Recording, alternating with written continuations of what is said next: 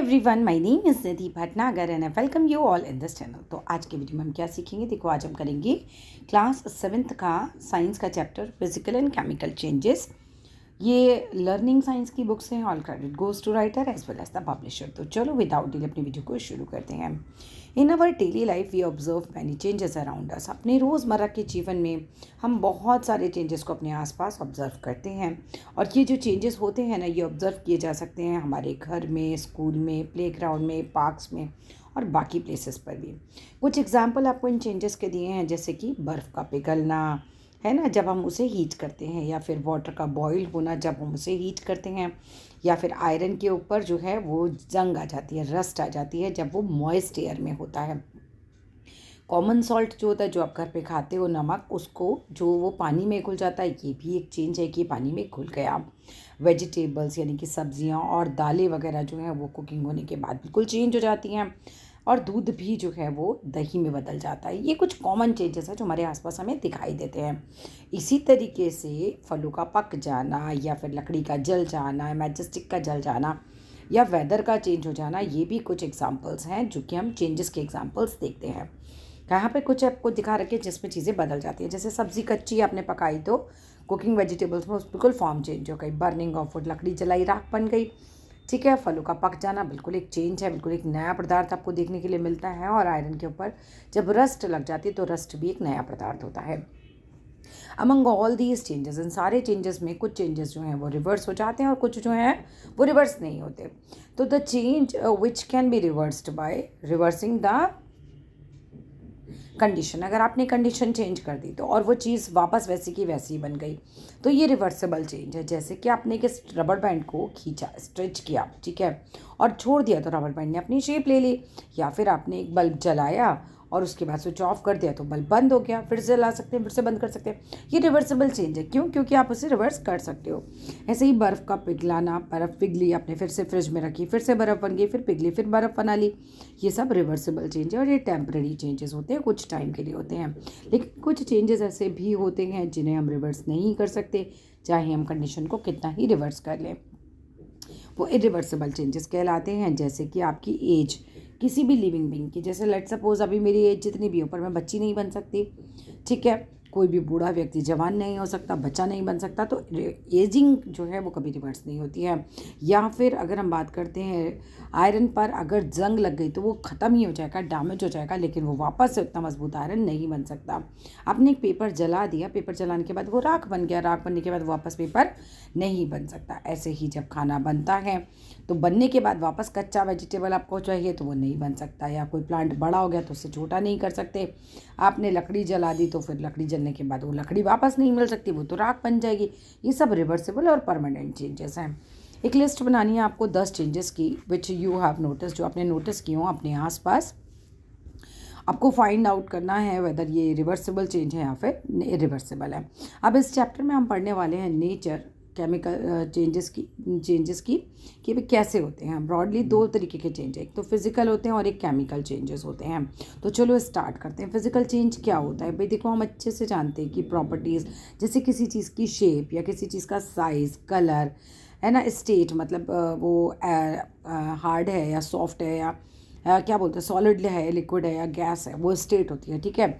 तो वो सब चीज़ें जो हैं इसकी फ़िज़िकल प्रॉपर्टीज़ में आ जाती हैं। आपकी फ़िज़िकल प्रॉपर्टी क्या है? आपका शेप कैसा है, आपका साइज़ कितना है, आपका कलर कैसा है, स्किन कलर कैसा है, आप सॉलिड हो, राइट, कोई भी चीज़ हो। तो ये सब सारी फिज़िकल प्रॉपर्टीज़ होती हैं। आपको पता होनी चाहिए भाई फिज़िकल प्रॉपर्टीज़ क्या क्या होती हैं।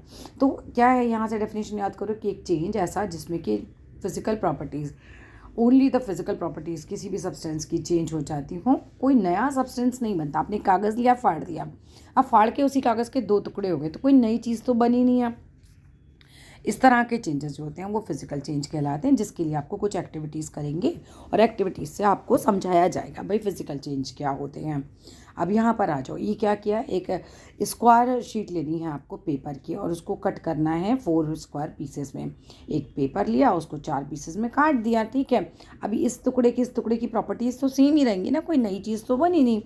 तो can 1 square piece further into, उसको उस एक स्क्वायर पीस को और 4 टुकड़ों में काट के दे दिया आपको, ठीक है। अब उसके बाद क्या होता है, अब आपको सबसे पहली बात तो है कि ओरिजिनल पीस आप नहीं बना सकते हो, इरिवर्सिबल हो गया। सो द पीसेस जो भी हमने एक्वायर किए shape of the original piece of a paper, you can not join cut pieces paper to make the original sheet.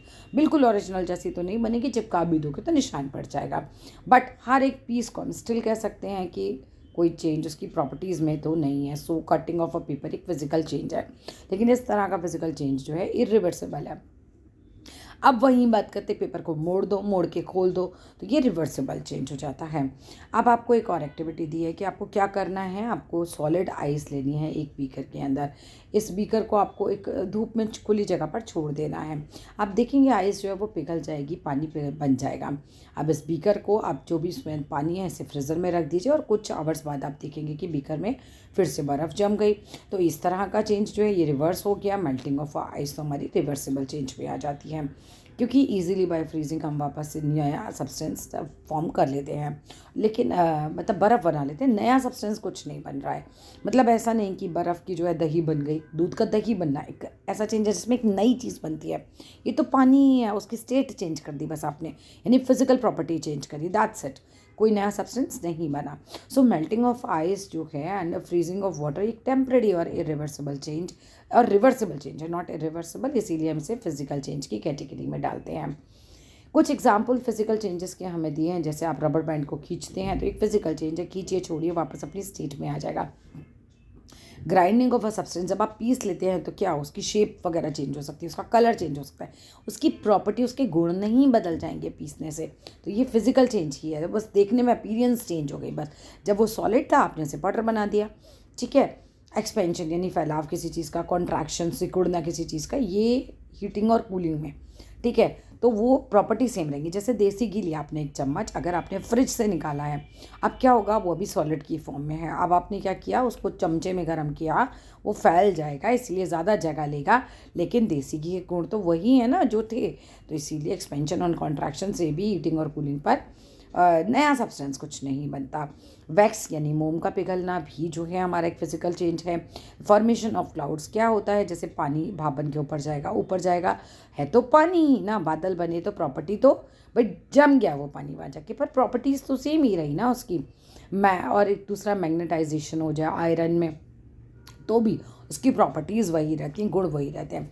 अब आप हैमर मार मार के यानी कि हथौड़ा मार मार के कोई मेटल की शीट बना देते हो पतली सी, हैमरिंग कर करके, तो एल्यूमिनियम फॉइल बन जाती है जिसमें आप अपनी रोटी वगैरह रखते हो। लेकिन उसमें एल्यूमिनियम की ही प्रॉपर्टी रहेंगी, वो कोई नई चीज़ नहीं बन गई है। सेम एज कॉपर की वायर बनाई जाती हैं, जब कॉपर की वायर बनाई जाती है तो स्ट्रेच किया जाता है, मेटल को खींचा जाता है, खूब खींचा जाता है, इतना खींचा जाता है जैसे वायर बन जाए, वो पतले पतले पीसेस में आ जाए। तो hammering copper metal to obtain copper wires, थोड़ा भी मरा जाता है उस पर, इससे कॉपर की वायर मिलती है। लेकिन ये फिजिकल चेंज ही है।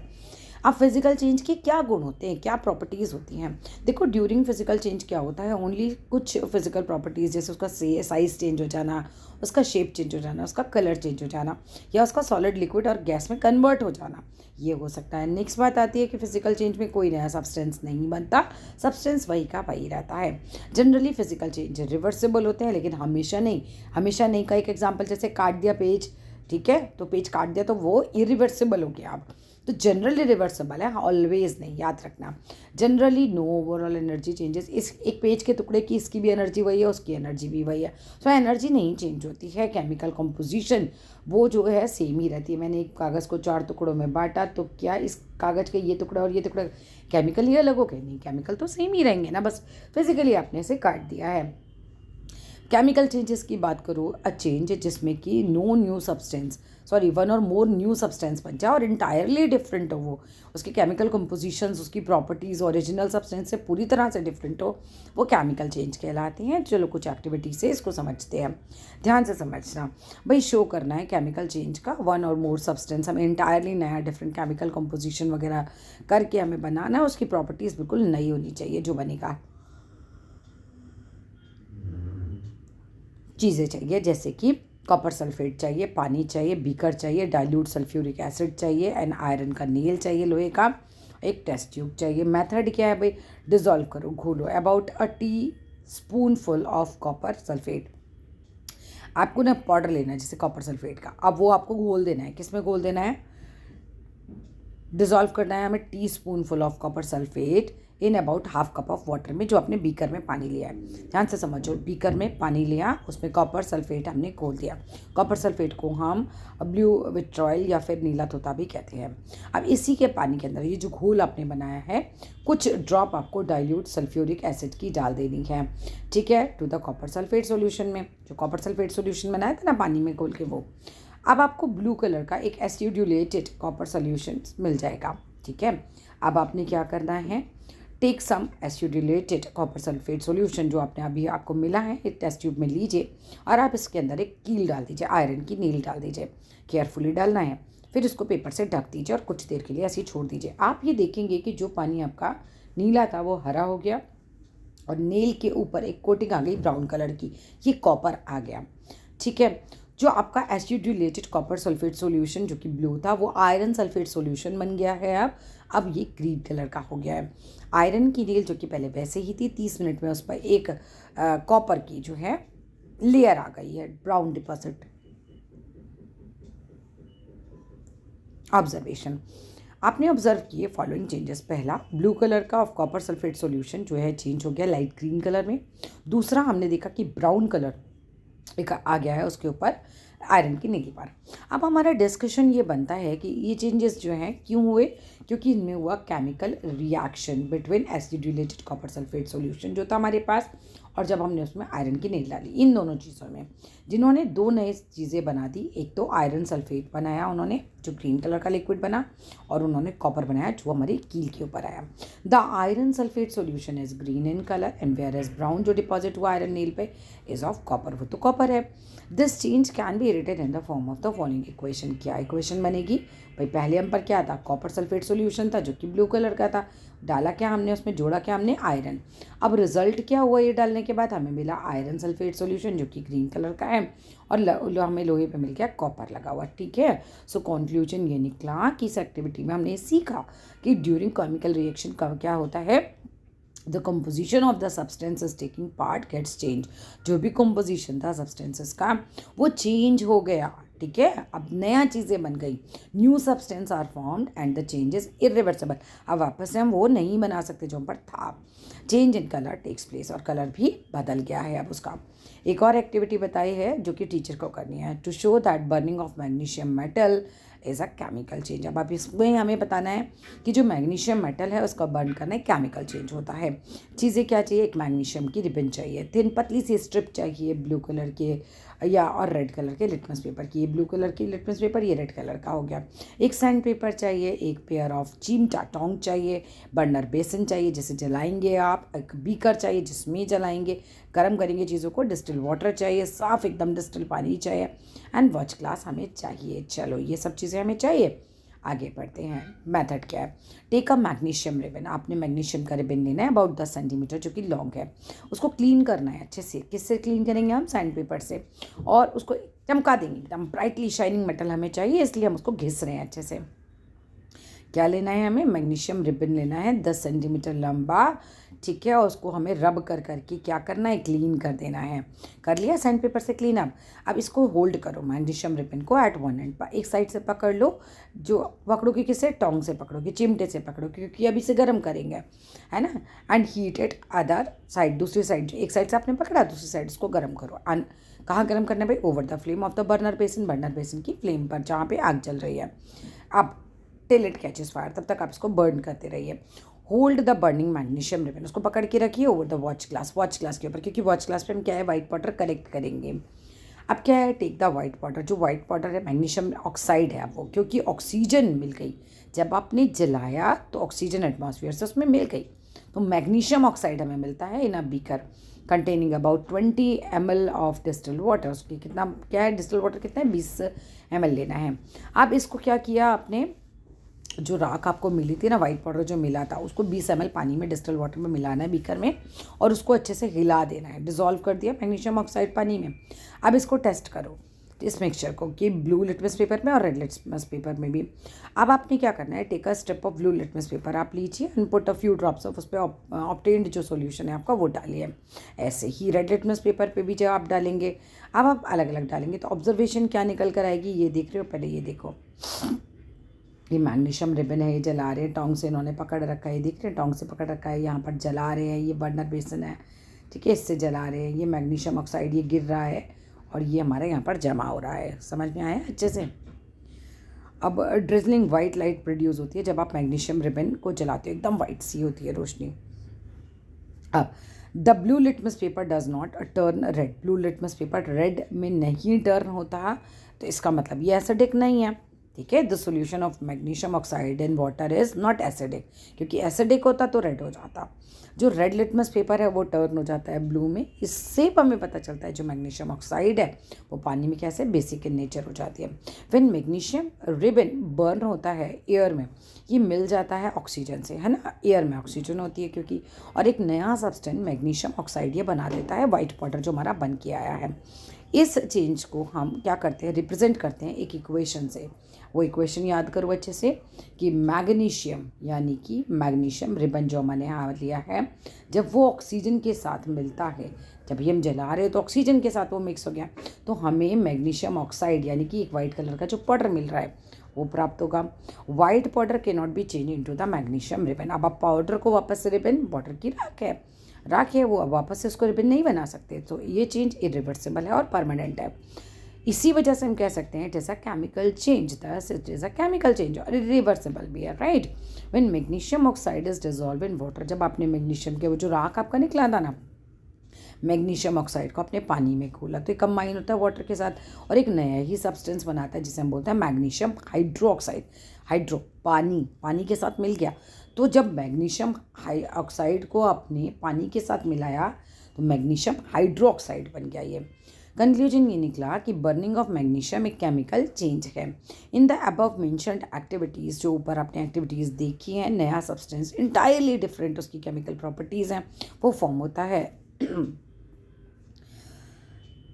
Original substances. So all of these are chemical changes, जितने भी बीच में चेंजेस हुए सब केमिकल चेंज हैं। अ chemical change is also called a chemical reaction. Chemical change को आप केमिकल रिएक्शन भी बोल सकते हो। The process by which one और मोर सब्सटेंसेस ट्रांसफॉर्म हो जाते हैं नए सब्सटेंसेस में, और जिनकी पूरा इंटायरली डिफरेंट प्रॉपर्टीज़ होती हैं और फॉर्म करते हैं वो ओरिजिनल सब्सटेंसेस से, मतलब फॉर्म होते हैं ओरिजिनल सब्सटेंस, इसको हम बोलते हैं केमिकल रिएक्शन, ठीक है। Original substances from the original substances, this a chemical reaction occur during a chemical change.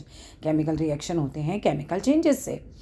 जो सब्सटेंस रिएक्ट करते हैं एक दूसरे के साथ नया सब्सटेंस बनाने के लिए, उन चीज़ों को हम बोलते हैं रिएक्टेंट्स। जो भी रिएक्ट कर रहे हैं वो रिएक्टेंट्स, और जो नया सब्सटेंस फॉर्म होकर आ रहा है केमिकल चेंज के बाद उसे हम बोलते हैं प्रोडक्ट है।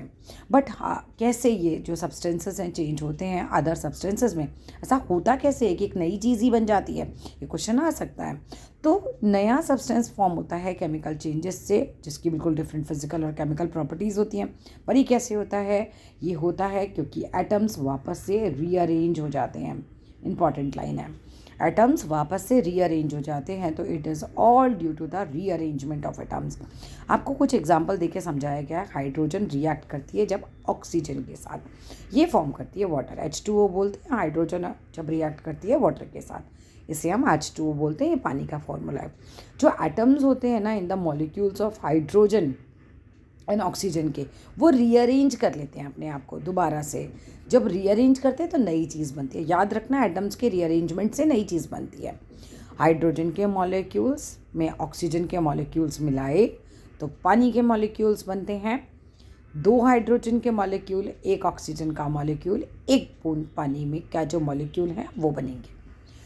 अगर ऊपर जाता हुआ है सिंबल दिखाया गया आपको, तो ये ऊपर जाती है गैस, ठीक है। तो symbol of evolution of gas, gas का ऊपर जाना है। और अगर नीचे की तरफ का सिंबल दिखाया जा रहा है तो प्रेसिपिटेट, जैसे कि नीचे चीज़ें इकट्ठी हो जाती है ना, उस चीज़ के लिए आता है नीचे तरफ सिंबल। अब आ जाओ वापस यहाँ पर। Along with the formation of new substances, chemical reactions are often accompanied by one or more following characteristics. इनमें और भी गुण होते हैं, जैसे चेंज हो जाती है फिजिकल प्रॉपर्टी। जैसा वो दिख रहे थे ना पहले, अब वो वैसा नहीं दिखेंगे। आपने एक लकड़ी ली, जला दी, तो लकड़ी और राख क्या एक जैसी दिख रही है? नहीं, कुछ बिल्कुल नया ही दिखता है। सो केमिकल चेंजेस में फिजिकल स्टेट बिल्कुल चेंज हो जाती है। फिजिकल स्टेट, जैसे सॉलिड से वो पाउडर बन गया बिल्कुल। सब्सटेंसेस अंडरगोइंग केमिकल चेंजेस में अकर। फॉर एग्जांपल हाइड्रोजन गैस जब बर्न होती है ऑक्सीजन के साथ तो वो क्या बना देती है, वो वाटर बना देती है, वो एक लिक्विड बना देती है। तो स्टेट चेंज हो गई, गैस क्या बन गई, दो गैसेस मिली और लिक्विड बन गया। तो 2H2 ये गैस है, हाइड्रोजन, O2 ये भी गैस है, ऑक्सीजन। जब दोनों को मिलाया गया तो इन दोनों के मिलाने से हमारा बनता है 2H2O यानी कि पानी। इवैल्यूएशन ऑफ गैस, गैस का ऊपर तरफ जाना में अकर ड्यूरिंग का केमिकल रिएक्शन। गैस निकल सकती है जब भी केमिकल रिएक्शंस होते हैं। एग्जाम्पल दे रखा है कैल्शियम कार्बोनेट रिएक्ट करती है डाइल्यूट हाइड्रोक्लोरिक एसिड के साथ तो कार्बन डाइऑक्साइड गैस प्रोड्यूस होती है। ये रिएक्शंस याद करने की चीज़ है कि कैल्शियम कार्बोनेट रिएक्ट करती है जब डाइल्यूट मतलब घुले हुए हाइड्रोक्लोरिक एसिड के साथ तो कार्बन डाइऑक्साइड गैस प्रोड्यूस होती है। तो CaCO3 plus 2HCl is equal to CaCl2H2O plus क्या निकलता है, कार्बन। ये सब चीज़ें अब आपने यहाँ पर देखा होगा कि एरो ऊपर की तरफ लगा यानी कि गैस का है कि गैस तो ऊपर जाती है। ये H2O वाटर है, कैल्शियम क्लोराइड है, ठीक है। तो कैल्शियम कार्बोनेट और हाइड्रोक्लोरिक एसिड को जब आपने मिलाया तो क्या बना, कैल्शियम क्लोराइड बना प्लस पानी बना और गैस कौन सी निकली, कार्बन डाइऑक्साइड गैस निकली। चेंज हो जाते हैं इनके कलर में और इनकी स्मेल में भी सब्सटेंसेस के। ये भी टेक प्लेस करते हैं ड्यूरिंग सब केमिकल चेंजेस के दौरान। जब आपका कॉपर कार्बोनेट यानी कि ग्रीन कलर जो होता है उस कॉपर कार्बोनेट का कलर ग्रीन होता है। अब उसको हीट करिए स्ट्रांगली, खूब हीट करिए आप उसको, तो एक ब्लैक कलर का रेसिड्यू पाउडर सा बन जाएगा, वो हमें बोलते हैं कॉपर ऑक्साइड, वो लेफ्ट हो जाता है। इस रिएक्शन को भी लिख सकते हैं कि कॉपर कार्बोनेट यानी जो ग्रीन कलर है जिसका कॉपर कार्बोनेट जब आप उसे गर्म कर रहे हो CuCO3 को जब आप गर्म कर रहे हो CuO कॉपर ऑक्साइड ये कि ब्लैक कलर का रेसिड्यू बनेगा वो मिलता है। उसके अलावा गैस जो निकलती है जलाने में वो है carbon dioxide gas. Formation of precipitate may occur during a chemical reaction. अब प्रेसिपिटेट का बनना भी एक केमिकल रिएक्शन है। कैसे, precipitate is an insoluble solid substances formed from two chemical reaction. दो केमिकल जो है रिएक्शंस होते हैं, जब दो चीज़ें आपस में रिएक्ट करती हैं केमिकली तो प्रेसिपिटेट बच जाता है। ये इनसॉल्युबल है, घुलता नहीं है, ये सेटल डाउन हो जाता है किसी भी कंटेनर के नीचे बैठ जाता है, जैसे मिट्टी बैठ जाती है। फॉर एग्जाम्पल जब आप aqueous solution of air chloride iron chloride is mixed with ammonium hydroxide, जब आप इन दोनों को आपस में मिलाते हो एक ब्राउन कलर का प्रेसिपिटेट आप देखोगे, ठीक है, ऑफ आयरन हाइड्रोक्साइड का ये फॉर्म हो जाता है। आयरन क्लोराइड FeCl3 में आप अमोनियम हाइड्रोक्साइड 3NH4OH जब मिलाते हैं तो FeOH3 यानी आयरन हाइड्रोक्साइड बनता है जो कि नीचे बैठ जाता है, नीचे का सिंबल बन रहा है, प्रेसिपिटेट बनेगा एंड अमोनियम क्लोराइड बनता है इसमें साथ में। चेंज हो जाती है एनर्जी, फिजिकल में नहीं चेंज होती, केमिकल में चेंज हो जाती है। Takes place in all the chemical reactions during a chemical reaction. Energy is either absorb होगी या फिर रिलीज हो जाएगी। The reaction in which energy in the form of heat की फॉर्म में रिलीज हो रही है उसको हम एक्सोथर्मिक बोलते हैं।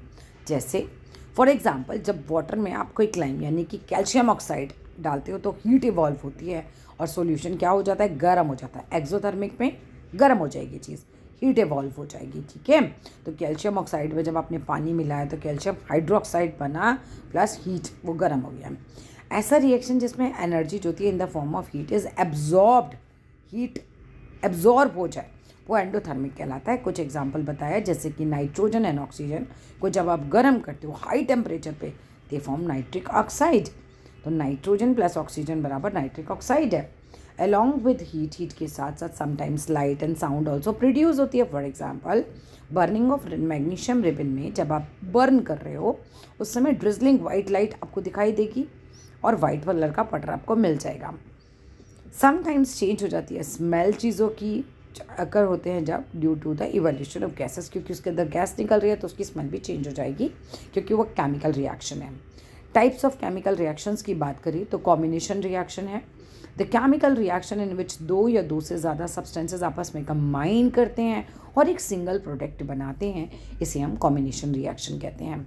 एग्जाम्पल दे रखा है जब आप बर्न करते हो कार्बन, जब बर्निंग में जब आप कोई चीज़ भी बर्न करते हो तो कार्बन कंबाइन हो जाती है, मिल जाती है आके ऑक्सीजन के साथ एयर में से, और कार्बन डाइऑक्साइड गैस प्रोड्यूस हो जाता है। Carbon plus oxygen is equal to CO2 carbon dioxide. Decomposition reaction क्या होता है? The chemical reaction in which one substance decompose हो जाए, यानी ब्रेक डाउन हो जाए, छोटे छोटे टुकड़ों में बिल्कुल ब्रेक डाउन हो जाए इनटू 2 और मोर सिंपलर सब्सटेंसेस में, इसको डिकम्पोजिशन रिएक्शन कहते हैं। एग्जाम्पल दिया है, बेकिंग सोडा को अगर आप हीट करते हो, ऑन हीटिंग ये वो डिकम्पोज हो जाता है इनटू सोडियम कार्बोनेट में, वाटर वेपर में एंड कार्बन डाइऑक्साइड में। सब टुकड़ों में टूट गया, अलग अलग चीज़ें बन गई इससे, sodium carbonate, water vapour and carbon dioxide. ठीक है। 2NaHCO3 जब आपने इसे गर्म किया, यानी बेकिंग सोडा का फॉर्मूला दिया है आपको, जब इसे गर्म किया तो sodium carbonate Na2CO3 plus water vapour उसमें से निकला, H2O plus CO2 carbon dioxide gas निकली। डिस्प्लेसमेंट रिएक्शन क्या है? The chemical reaction in which a more reactive, जो ज़्यादा रिएक्टिव एलिमेंट होगा वो बदल देगा, जगह बदल देगा, एलिमेंट को डिस्प्लेस कर देगा, उसकी जगह ले लेगा लेस रिएक्टिव एलिमेंट की, है ना। इट्स कंपाउंड में इसे ही डिस्प्लेसमेंट कहते हैं, मतलब एक तरीके से जो ज़्यादा शक्तिशाली है वो हावी हो जाएगा। For example, when a copper wire को प्लेस करते हो इन अ सिल्वर नाइट्रेट सॉल्यूशन में, the colour of the solution change हो जाता है टू ब्लू चेंज हो जाता है। क्यों? Formation of copper nitrate and silver gets, क्योंकि उस पर डिपॉजिट हो जाता है कॉपर वायर पर। Double displacement reaction, the chemical reaction in which solution of 2 compounds react करते हैं बाय एक्सचेंजिंग देयर रेडिकल्स, इसको हम बोलते हैं double displacement reaction. Insoluble products यानी कि जो नहीं घुलते is formed in this reaction, so it is also called precipitation reaction. ठीक है, मतलब प्रेसिपिटेशन रिएक्शन भी कहलाते हैं, नीचे बढ़ जाती है गंदगी।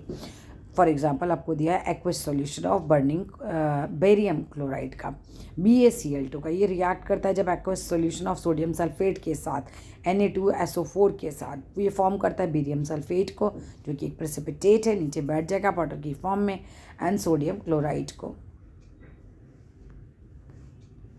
ठीक है, फॉर्मूला आपने पढ़ लेना है। सम मोर एग्जाम्पल्स केमिकल चेंजेस के दिए हैं कि जब एक्सप्लोजन होता है फायर क्रैकर्स का, जब आप पटाखे फोड़ते हो तो केमिकल चेंज होता है, और हीट, लाइट और साउंड सब चीज़ें, गैसेस वगैरह सब निकलती हैं।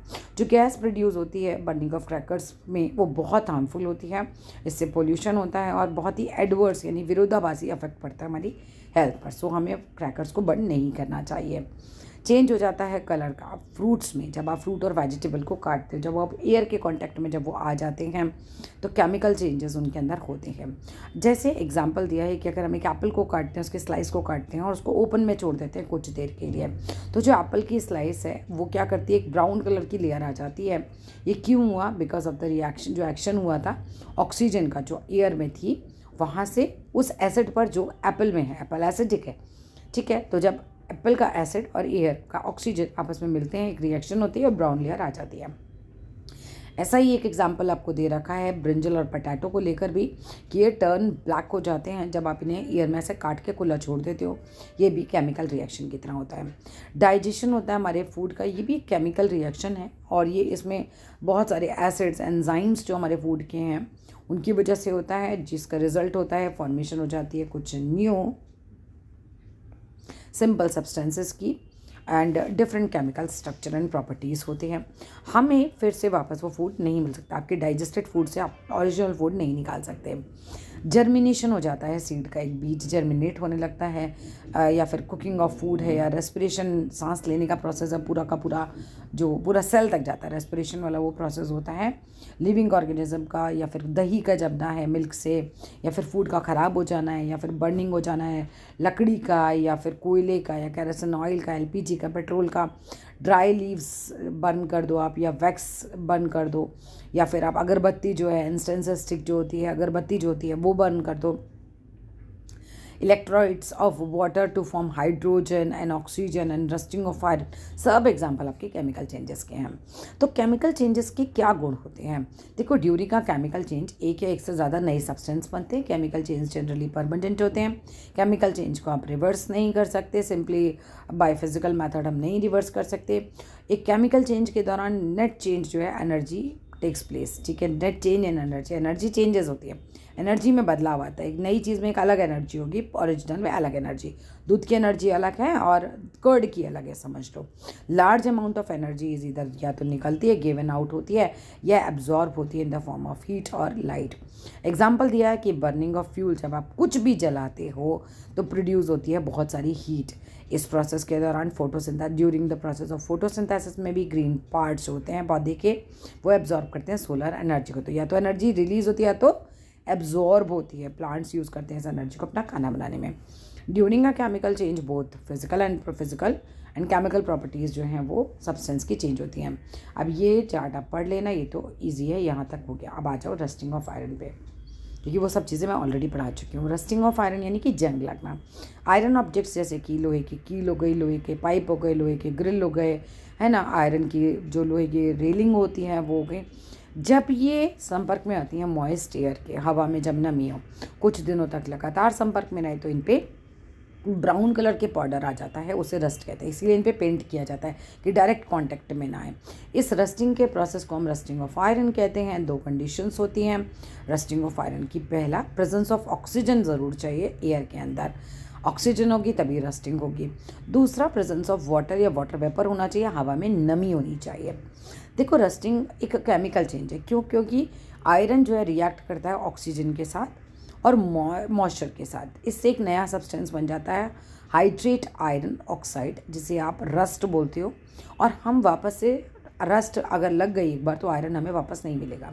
ये प्रोसेस जो रस्टिंग का होता है रिप्रेजेंट किया जाता है केमिकल इक्वेशन के द्वारा, जिसे हम बोलते हैं, आयरन के लिए हमने लिया 4Fe प्लस ऑक्सीजन के लिए 3O2, इनसे बना वाटर हमारा 2XH2O। और ओवरऑल जो तीनों चीज़ों को मिलाया, आयरन, ऑक्सीजन और वाटर, जब तीनों मिले तो बना हमारा हाइड्रेटेड आयरन ऑक्साइड। अब आपको समझा रखा है कि हमने 2x क्यों लिया। नंबर ऑफ वाटर मॉलिक्यूल्स हैं 2x, ठीक है, कितने वाटर मॉलिक्यूल्स हमने लिया। x एक इंटीजर है, ये 1 2 3 4 कुछ भी हो सकता है। रस्टिंग डैमेज कर देती है ऑब्जेक्ट को। रस्टिंग से चीज़ें ख़राब हो जाती हैं। लेयर अगर रस्ट की आ जाती है किसी भी आयरन के ऑब्जेक्ट पे, तो क्या होता है, वो ख़राब हो जाती है ना। और क्या होता है, कंटिन्यूस रस्टिंग जो है ऑब्जेक्ट को पूरा अल्टीमेटली यूजलेस ही बना देती है। आयरन सबसे चीपेस्ट और अवेलेबल मेटल होता है और बहुत ज़्यादा यूज़ किया जाता है डे टू डे लाइफ में। लार्ज नंबर ऑफ ऑब्जेक्ट्स हम उससे बनाते हैं, जैसे रेलवे के ब्रिजेस रेलिंग बनाते हैं हम उससे, ब्रिजेस पुल बनाने में यूज़ करते हैं, ग्रिल्स बनाते हैं, लोहे की कार बनाते हैं हम, बसेस बनाते हैं हम, ट्रक्स बनाते हैं हम, शिप्स बनाते हैं, ये सब चीज़ें हम बनाते हैं। रस्टिंग की वजह से ग्रेट डील ऑफ लॉस होता है और बहुत ज़्यादा डैमेज हो जाती हैं चीज़ें। Who will experience more problem of rusting, Jaipur के लोग या फिर मुंबई? तो ऑब्वियसली मुंबई, वहाँ की एयर ज़्यादा जो है नमी वाली होती है। एक बहुत अचंभे की बात है कि जो आयरन का पिलर है हमारा कुतुब मीनार दिल्ली में बना है, ये 22 फीट का है और बहुत ज़्यादा इसका वेट है, लगभग 6000 किलोग्राम का इसका वेट है। ये 1600 साल पहले बना था और ये बिल्कुल अट्रैक्ट करता है अटेंशन साइंटिस्ट की और टूरिस्ट की कि ये कैसे ऐसे हाईएस्ट लेवल पर है। मतलब हम कहते हैं इतनी स्किल थी उस ज़माने के लोगों में, एंशेंट लोगों में, क्योंकि 98% इसमें आयरन है, फिर भी 1600 साल तक अभी ये खराबी नहीं हुआ, इस पर रस्ट नहीं लग गया। रस्टिंग एक कंटिन्यूस जो है डिस्ट्रक्टिव है, मतलब लगातार ख़राब करेगा, प्रोसेस ऐसा है ये। We need to prevent rusting of iron, हमें मतलब बचाव करना चाहिए। प्रिवेंशन कैसे करें? फिर रस्टिंग ना हो तो क्या करें? सबसे पहले तो आप उस पर पेंट कीजिए, coating of iron surface with the paint और ग्रीस, तो फिर क्या है, इससे रस्टिंग नहीं होती है। वेरियस मशीन के जो पार्ट्स हैं, टूल्स हैं, मेड अप ऑफ आयरन, वो आयरन से बने होते हैं, तो हम कोट कर देते हैं, उस पर ग्रीस लगा देते हैं, फिर पेंट लगा देते हैं, जहाँ जिससे कि वो आयरन डायरेक्ट एयर के कांटेक्ट में नहीं आएगा। तो ये इससे क्या होगा कि ये बच जाएगा, प्रिवेंट हो जाएगा। कोटिंग आयरन की करते हैं दूसरे मेटल्स से, ये गैल्वेनाइजेशन का प्रोसेस कहलाता है। मतलब आयरन के ऊपर कोई और मेटल की कोटिंग कर दी आपने। ये जो प्रोसेस होता है, द प्रोसेस में क्या होता है, डिपॉजिट करते हैं हम एक पतली सी लेयर, एक कोटिंग जिंक की ऑन आयरन ऑब्जेक्ट्स के ऊपर, इसे हम गैल्वेनाइजेशन कहते हैं। आयरन की शीट्स जो होती हैं उसको डिप किया जाता है एक पिघले हुए जिंक में और उसको अलाउ फिर कूल ठंडा होने के लिए छोड़ देते हैं। इससे क्या होता है कि हम गैल्वेनाइज्ड आयरन की शीट हमें मिल जाती है, थिन सी लेयर जो है जिंक की आ जाती है लोहे के ऊपर। फॉर्म हो जाता है surface of an iron object पर, और ये प्रोटेक्ट करती है उसको रस्टिंग से। Zinc metal remains unaffected by air, उससे फ़र्क नहीं पड़ता एयर में कितना मॉइस्चर है या एयर कैसी है। जो आयरन पाइप्स होते हैं हम उन्हें यूज़ करते हैं अपने घरों में कैरी करने के लिए वाटर वगैरह को, ये भी गैल्वेनाइज्ड किए जाते हैं प्रिवेंट करने के लिए रस्टिंग को। आयरन की जो शीट्स होती हैं हम उन्हें यूज़ करते हैं बाकेट्स बनाने के लिए, यानी कि बाल्टियाँ बनाने के लिए, ड्रम्स बनाने के लिए, डस्टबिन बनाने के लिए, रूफ़ की जो शेड होती है, छतों पे डालते नहीं है शेड जो डालते हैं, वो बनाने के लिए ये गैल्वेनाइजेशन का प्रोसेस हम करते हैं जिससे रस्ट ना लगे। By converting iron into stainless steel, iron से स्टेनलेस स्टील बनाया जाता है और एलॉइंग हम बचा सकते हैं रस्टिंग की चीज़ों को। मॉल्टन आयरन यानी पिघला हुआ आयरन को मिक्स करते हैं एक फिक्स्ड अमाउंट ऑफ कार्बन और मैग्नीज और क्रोमियम और निकल, ये सब चीज़ें आपस में मिक्स की जाती हैं, फिर इन्हें ठंडा किया जाता है। इट फॉर्म्स एन अलॉय, एक एलॉय फॉर्म हो जाता है, मतलब सब चीज़ों का मिक्सचर एक तरीके से। ये स्टेनलेस स्टील है। अब स्टेनलेस स्टील पे कभी रस्ट नहीं लगती है, चाहे कितना ही मॉइस्चर हो। आपके बर्तन होते हैं घर के स्टेनलेस स्टील के, तो कुकिंग यूटेंसिल्स हैं, चाकू है, सिजर्स, कैंची है, सर्जिकल इंस्ट्रूमेंट है, ये सब बनाए जाते हैं। क्रिस्टलाइजेशन में क्रिस्टल्स बना लेते हैं, प्योर फॉर्म निकाल लेते हैं चीज़ों की। हम जानते हैं कि सी वाटर कंटेन करता है सॉल्ट को बहुत ज़्यादा मात्रा में, ठीक है, तो विच मेक इट सॉल्टी, उसकी वजह से वो नमकीन होता है। ये जो सॉल्ट है हम इन्हें ऑब्टेन करते हैं इवापोरेशन के माध्यम से। सी वाटर को, पानी को उड़ाते हैं गड्ढे में रख के, और पानी उड़ जाता है, नमक रह जाता है। ये टेक्निक सेपरेट करने की गुड नहीं है, बिकॉज सॉल्ट जो भी ऑब्टेन होता है वो प्योर नहीं होता, ठीक है। Pure crystals are not pure and there crystals बहुत स्मॉल होते हैं। So crystals are the purest solid form of a substance with a definite geometric shape होती है, मतलब कोई ट्राइंगल का होगा या कुछ, कोई भी जियोमेट्रिकल उनका शेप हो सकता है। मेनी सब्सटेंसेस लाइक शुगर है, यूरिया है, कॉपर सल्फेट है, एलम, फिटकरी हो गई, alum means, and table salt है, ये क्रिस्टल्स में फॉर्म होते हैं। क्रिस्टल्स होते हैं ऑफ डिफरेंट सब्सटेंसेस, इनके डिफरेंट शेप्स होती हैं। क्रिस्टलाइजेशन एक ऐसा प्रोसेस है जिसमें आप प्योर सॉलिड क्रिस्टल्स, मतलब बड़े बड़े टुकड़े जो होते हैं, एक डेफिनेट जियोमेट्रिकल शेप की प्राप्त करते हो। ये ऑब्टेन करके क्रिस्टल्स को हम एबल हो जाते हैं प्योरीफाई करने के लिए सर्टेन सब्सटेंसेस को। Let us obtain the crystals of copper sulphate in the following activity. चलो देखते हैं कैसे करते हैं। To prepare crystals of copper sulphate by process of crystallization, अब हमें क्रिस्टलाइजेशन के प्रोसेस से हम प्योर क्रिस्टल्स निकालते हैं। चलो, तो शो करना है हमें क्रिस्टलाइजेशन को एक फिजिकल चेंज के द्वारा। ये एक फिजिकल चेंज है, ठीक है।